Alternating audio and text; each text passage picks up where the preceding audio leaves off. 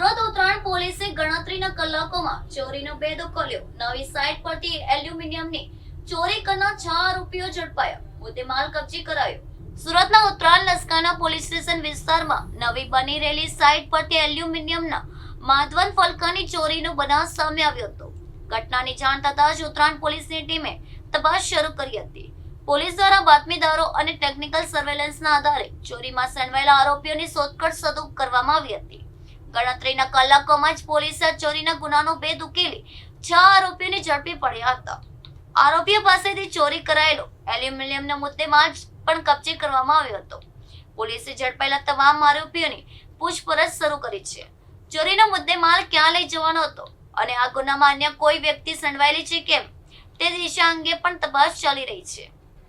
ઉત્તરાયણ પોલીસે ઝડપી કાર્યવાહી કરીને અનડિટેક્ટેડ ચોરીનો ગુનો ડિટેક્ટ કરીને પ્રશંસનીય કામગીરી કરી છે. સમગ્ર મામલે પોલીસે કાયદેસરની કાર્યવાહી હાથ ધરી વધુ તપાસ શરૂ કરી છે. પોલીસે આરોપી પાસેથી ચોરીમાં ઉપયોગમાં લેવાયેલ સાધનો અને અન્ય જરૂરી મુદ્દેમાલ અંગે પણ તપાસ હાથ ધરી છે. ઝડપાયેલા આરોપીની પૂછપરછ બાદ ચોરીના અન્ય બનાવો અંગે પણ મહત્વની વિગતો સામે આવવાની શક્યતા છે.